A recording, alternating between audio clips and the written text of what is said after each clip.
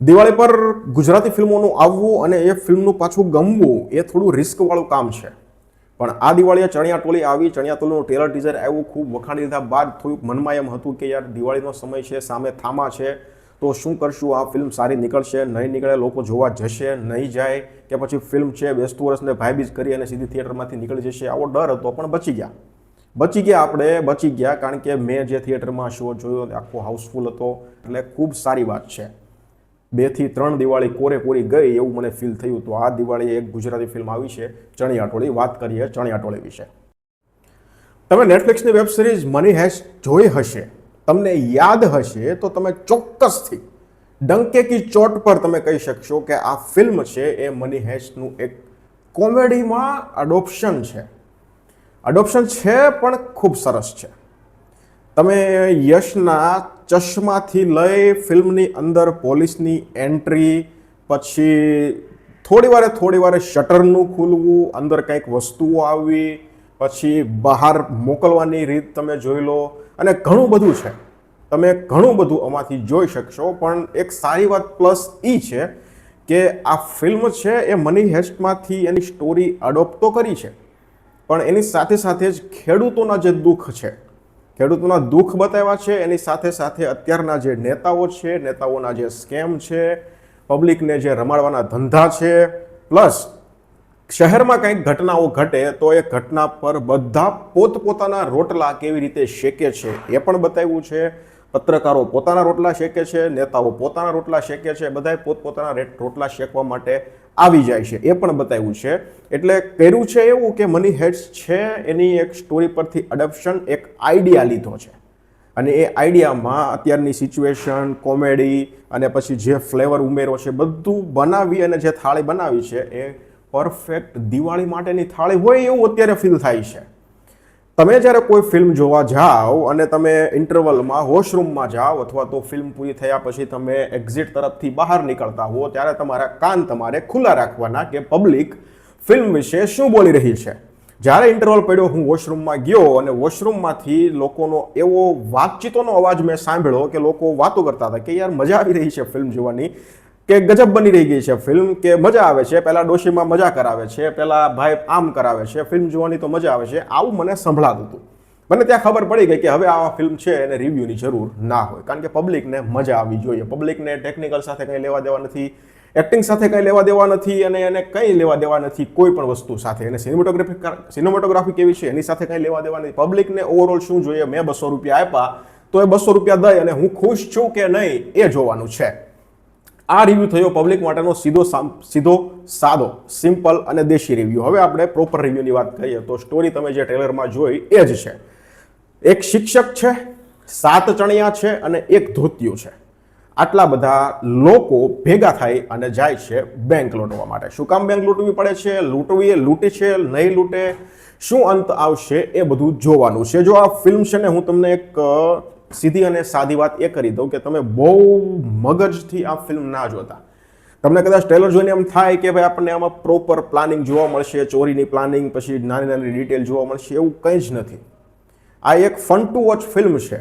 તમને મજા આવે, તમને 2 કલાક બેસી અને આનંદ થાય, તમારી દિવાળી સારી જાય કદાચ, એ ટાઈપની આ ફિલ્મ છે કે ભાઈ એક પ્રોપર પ્લાનિંગ, આપણે એક પ્લાનિંગ કરીએ તો પ્લાનિંગ કંઈ પ્રોપર નથી થતું કે અહીંયાથી તમારે આટલા વાગે ઘૂસવાનું, અહીંયાથી પેલો ભાઈ હશે અહીંયાથી ઘૂસશે, પ્રોપર નહીં.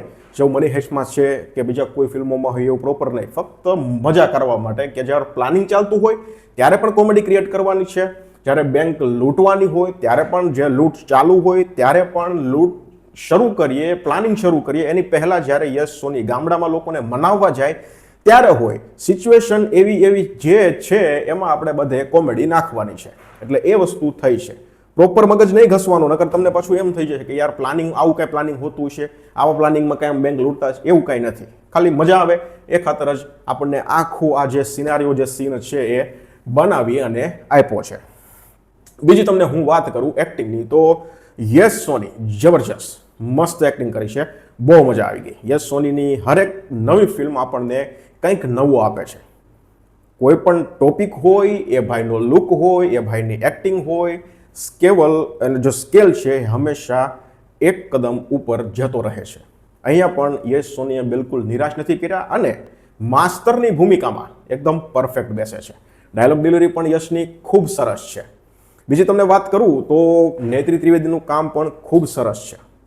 પછી હિના વર્ધે છે, અને પછી રાગીભાઈ છે, પછી મૌલિકભાઈ છે, ચેતનભાઈ છે. ચેતનભાઈ તો મારા ફેવરિટ છે. ચેતનભાઈ છે, ઘણા બધા કલાકારો છે. બધાનું કામ બહુ જબરજસ્ત છે. બધા પાસે ક્યારેક વન લાઇનર આવ્યા છે. જે લોકો પાસે વન લાઇનર આવ્યા છે એ બધા ફ્રેશ છે, એટલે તમને હસવું પણ આવશે. એક બીજી નવી વસ્તુ આમાં એડ એ થઈ છે કે ગામડાની જે સ્ત્રીઓ છે, ગામડાના જે લોકો છે એ અભણ છે, ત્યારે એણે સ્કૂલ પણ નથી જોઈ. હવે એની સામે તમે કોઈ અંગ્રેજી વર્ડ બોલો એટલે સીધી જ વાત છે કે એ લોકોને કંઈ ખબર ના પડે. તમે એમ બોલો કે ગેટ સેટ ગો, હવે એ ભણેલા જ ન હોય એને ક્યાંથી ખબર પડવાની કે આ ભાઈ શું બોલી રહ્યા છે. ગેટ સેટ ગો એટલે દોડો એમ થાય. એટલે એ લોકોને ખબર ના પડે. યશ સોની એવું બોલે કે ગેટ સેટ ગો એટલે આ લોકો ઊભા રહી જાય ને એટલે બેકગ્રાઉન્ડમાં એક બીપ બીપ બીપ એવો અવાજ આવે. આપણે કોઈને કોલ કરતા હોય, એ ભાઈ જ્યારે સામેવાળા નેટવર્કમાં ન હોય ત્યારે આપણને કેવો અવાજ સંભળાય, બીપ બીપ બીપ એ ટાઈપનો. એટલે આ સિચ્યુએશન જ્યારે ઊભી થાય છે ને ત્યારે વગર ડાયલોગે ફક્ત બીપ બીપ બીપના અવાજથી કોમેડી ક્રિએટ થાય છે. આ વસ્તુ સાંભળવાની અને સ્ક્રીનમાં જોવાની બહુ મજા આવે છે. સાથે સાથે જે લખાણ છે એ પણ ખૂબ સરસ છે. સ્ક્રીન પ્લે એકદમ ટાઈટ રાખવામાં આવ્યો છે, એકદમ ગ્રીપિંગ. તમને ફોન કાઢી અને હું મેસેજ ચેક કરી લઉં એવો સમય નહીં મળે. 2 કલાક અને 12 મિનિટની ફિલ્મ છે, અને એમાં લગભગ જો આખી ફિલ્મને આપણે કરીએ તો લગભગ 2 કલાકમાં પૂરી થઈ જાય. આપણે શરૂઆતમાં નામ આવે, છેલ્લે ગીત આવે, એ બધું કાઢીએ તો પછી 2 કલાકમાં સમથિંગ આ ફિલ્મ છે એ પૂરી થઈ જાય છે. એટલે ખૂબ સરસ વાત છે. કોઈ વધારાના ગીતો પણ નથી. જે આઇટમ સોંગ પોપટવાળું છે એકદમ છેલ્લે આવે છે. બીજી એક વસ્તુ એ કહું કે આઇટમ સોંગ જ્યારે આવ્યું ત્યારે હું જે થિયેટરમાં ગયો તો એ થિયેટર આખું ફૂલ હતું. પહેલી લાઇનમાં પણ લોકો બેઠા હતા, પહેલી લાઇન પણ આખી ફૂલ હતી, આખો હોલ ફૂલ હતો.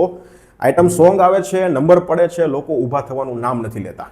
લોકોએ આખું આઇટમ સોંગ સાંભળ્યું. આઇટમ સોંગ પૂરું થયું પછી લોકો ઊભા થયા. એટલે બહુ મજા કરી લોકોએ, ખૂબ મજા કરીએ તો ફિલ્મનું જે બીજીએમ છે એ પણ સરસ છે. સ્ક્રીન પ્લે પણ ફિલ્મનો સારો છે. ફિલ્મનું જે મ્યુઝિક છે એમાં પોપટ એ તો જબરજસ્ત છે.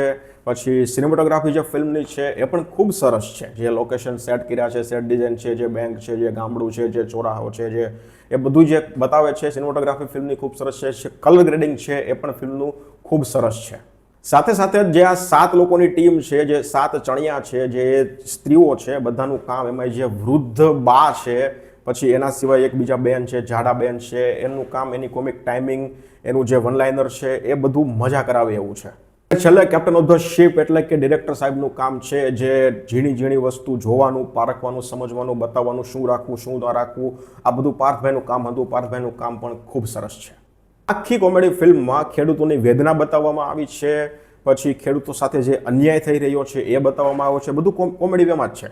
અને સાથે રાજકીય લોકો, જે નેતાઓ છે, એ કઈ રીતે પોતાનું જે સ્કેમ છે અથવા તો પોતાનું જે આખો વહીવટ છે એ કઈ રીતે ચલાવે છે, કઈ ખોટા વાયદાઓ આપી અને પ્રજાને લૂંટે છે, લોભાવે છે. અને એ જ આખી સિચ્યુએશનમાં નવી યોજનાઓ બહાર પાડી અને પ્રજાને કઈ રીતે લોભાવે છે, અને પાછી પ્રજાઓ લોભાય છે પણ કઈ રીતે. અમુક આટલું બધું થયા છતાં અમુક પ્રજાઓ છે ફક્ત ને ફક્ત નેતાઓના વખાણ જ કરે છે, એ બધું પણ બતાવવામાં આવ્યું છે. પછી કહેવાય ને કે અત્યારના જે ઇમોશનલ કિસ્સાઓ છે એ કોમેડીઓમાં પ્રેઝન્ટ કરવામાં આવ્યા છે. બીજી એક વસ્તુ હું તમને કહી દઉં, કદાચ તમારું ધ્યાન જાય કે ના જાય, પણ આ ફિલ્મમાં કૃષ્ણદેવ યાજ્ઞિક એટલે કે વશના જે ડિરેક્ટર છે, રાડોના જે ડિરેક્ટર છે, એનો પણ કેમિયો છે. એ કેમિયો ક્યાં છે તમને જો ફિલ્મમાં દેખાય તો મને કમેન્ટ સેક્શનમાં જણાવજો એ ભાઈ કેડીભાઈનો કેમિયો ક્યાં છે. તો ઓવરઓલ ફેમિલી સાથે જોવાય એવી ફિલ્મ છે, બાળકોને પણ જોવાય એવી ફિલ્મ છે. કોઈ જ ખરાબ ભાષાનો ઉપયોગ નથી, કોઈ જ ખરાબ સીનનો ઉપયોગ નથી, કંઈ નથી. ખૂબ સરસ ફિલ્મ છે. મને એક જ વસ્તુ જે ફિલ્મમાં પેલી લાગી એ ફિલ્મનો મને ક્લાઇમેક્સ લાગ્યો. મને એવું લાગ્યું કે ફિલ્મ ફટાફટ પતી ગઈ. એન્ડ મને થોડો ઠીકઠાક લાગ્યો, પણ એમ નહીં કહું કે ખરાબ હતો, આખો બદલવો પડે એમ હતો, પણ ઇટ્સ ઓકે, નો વરી. તો એને હું 1 સ્ટાર કાપી અને ઓવરઓલ ફિલ્મને હું 4 સ્ટાર આપીશ. જોઈ લીધી હોય તો મને કમેન્ટ સેક્શનમાં જણાવજો. અને કેડીભાઈનો કેમિયો, કૃષ્ણદેવ યાજ્ઞિકનો કેમિયો તમને ક્યાં દેખાય છે આ ફિલ્મમાં, મને કમેન્ટ સેક્શનમાં જરૂર જણાવજો. ધન્યવાદ.